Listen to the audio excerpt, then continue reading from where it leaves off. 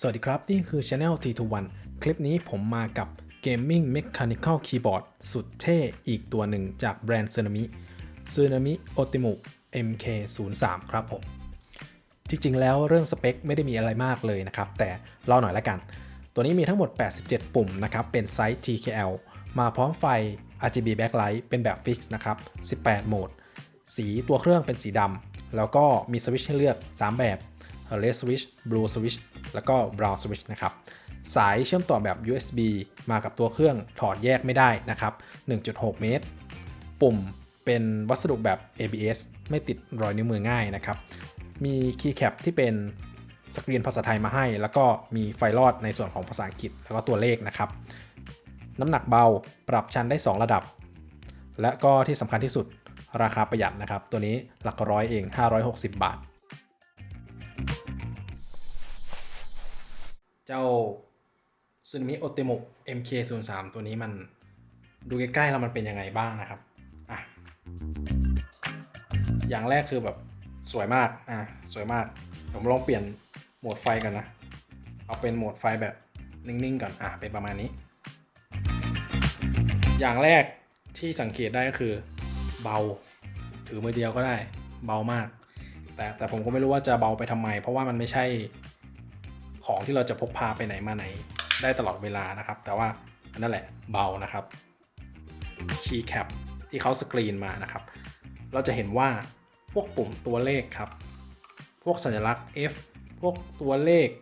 พวกเครื่องหมายต่างๆนะครับที่อยู่แถวบนไฟจะลอดออกมานะครับสวยงามเลยแต่ว่าภาษาไทยเนี่ยภาษาไทยนะครับกับตัวที่เป็นพวกสัญลักษณ์ฟังก์ชันมัลติมีเดียต่างๆจะยังเป็นแบบทึบไฟไม่ลอดออกมานะครับแต่ละปุ่มแต่ละแถวครับมันจะเป็นสีใครสีมันเลยอย่างเช่นพวกแถวบนสุดที่เป็นพวกปุ่มฟังก์ชันปุ่ม ESC จะเป็นสีขาวหมดทั้งแถวเลยหรือจะเป็นปุ่มล่างสุดตรงนี้นะครับแถวของ Space Bar ก็จะเป็นสีส้มทั้งแถวเลยไม่ว่าเราจะเปลี่ยนโหมดไฟไปเป็นโหมดไหนก็ตามปุ่มที่เป็นสีไหนก็จะเป็นสีนั้นแบบนี้นะครับมันจะเป็น RGB ก็จริงแต่เป็น RGB แบบฟิกซ์ในแต่ละปุ่มนะครับว่าปุ่มไหนเป็นสีอะไรก็จะเป็นสีนั้นตลอดเลยแต่ก็ยังมีโหมดไฟมีลูกเล่นให้เล่นเยอะอยู่นะครับถ้าเราแงะคีย์แคปนะครับเนี่ยคีย์แคปตัวนี้แงะออกมาเราสามารถแงะออกมาได้แต่ว่าในกล่องเขาจะไม่ได้แถมอุปกรณ์แงะมานะครับเราสามารถดึงออกมาได้ง่ายอย่างนี้แหละแล้วเราก็ดูตัวสวิตช์เนี่ยจะเป็นสวิตช์ของ Otemu อย่างของผมจะเป็น Blue Switch นะครับมันก็จะเป็นสีฟ้าสวิตช์ Blue Switch เนี่ย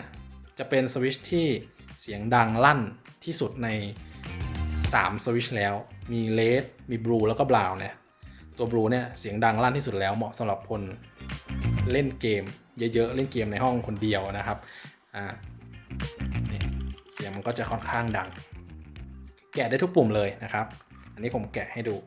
แต่ว่าตัวสวิตช์เนี่ยข้างในนะครับจะไม่สามารถถอดเปลี่ยนเองได้นะครับบางรุ่นเนี่ยอย่างซึนามิที่เป็นรุ่นโปรนะครับที่มันเป็นราคาประมาณ 1,900 อย่างเงี้ยมันจะมีบางรุ่นที่สามารถถอดเปลี่ยนสวิตช์ข้างในได้ก็แล้วแต่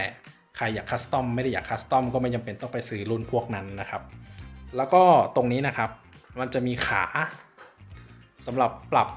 ระดับนะครับปรับองศาการพิมพ์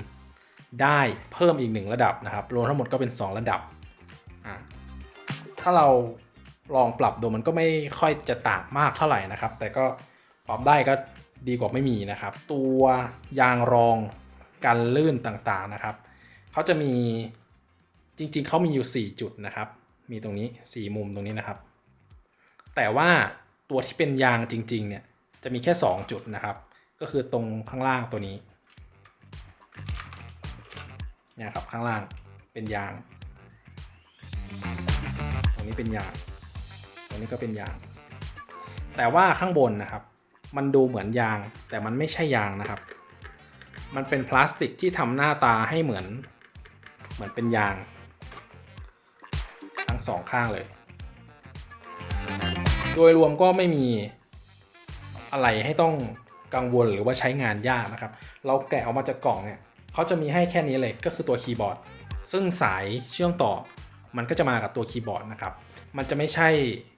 แบบบางรุ่นนะครับบางรุ่นเขาจะแถมสายมาให้แล้วเราต้องมาเสียบแยกใช่ป่ะแต่ว่าตัวเนี้ยมันมากับตัวคีย์บอร์ดเลยแล้วก็โยงไปแล้วก็เสียบเข้าคอมพิวเตอร์ใช้งานได้เลยไม่ต้องติดตั้งซอฟต์แวร์ไดเวอร์ใดๆทั้งสิ้น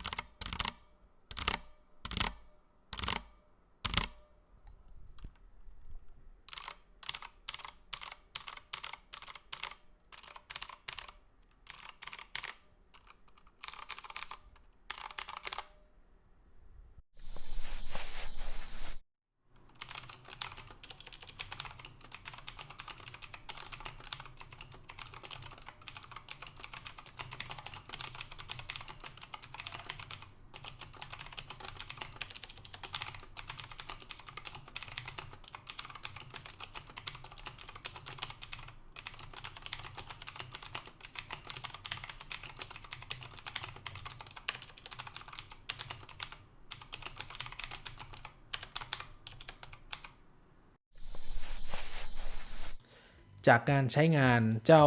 Tsunami Otemu MK03 ตัวนี้ผมก็ขอรีวิวไว้แบบนี้นะครับด้วยเรทราคา 500-600 บาทเนี่ยตัวนี้ถือว่าค่อนไปทางคุ้มค่านะครับเนื่องจากว่าเป็นไซส์แบบ TKL แล้วก็มีปุ่ม F หรือว่าปุ่มตัวเลขเนี่ยแยกออกจากกันชัดเจนไม่ต้องใช้พวกปุ่มฟังก์ชันแยกนะครับเวลาเราจะกดฟังก์ชันต่างๆได้ไฟ RGB backlight มาปรับโหมดได้นะครับแล้วก็เป็นสวิตช์แบบ mechanical อีกต่างหากที่ผมชอบที่สุดเนี่ยคือตัวงานเลเซอร์กับงานสกรีนของตัวอักษรที่อยู่บนคีย์บอร์ดนะครับตรงนี้คมแล้วก็สวยงามมากๆต้องการหาข้อมูลเพิ่มเติมหรือว่าสั่งซื้อสินค้าออนไลน์นะครับสามารถสั่งซื้อได้ที่ Tsunami Official Store จิ้มที่ลิงก์ใต้คลิปนี้ได้เลยครับตอนนี้ราคาอยู่ที่ประมาณ 500-600 บาทนะครับสามารถใช้โค้ดส่วนลดตามแพลตฟอร์มออนไลน์ต่างๆเขาจะมีปล่อยมาทุกเดือนนะครับชอบกดไลค์ใช่กดแชร์ขอบคุณทุกคนที่ติดตามแล้วก็สนับสนุนกันเรื่อยมานะครับอย่าลืมกด subscribe ให้ผมด้วยนะครับคลิปต่อไปจะเป็นอะไรรอชมกันได้เลยครับตอนนี้ลาไปก่อนสวัสดีครับ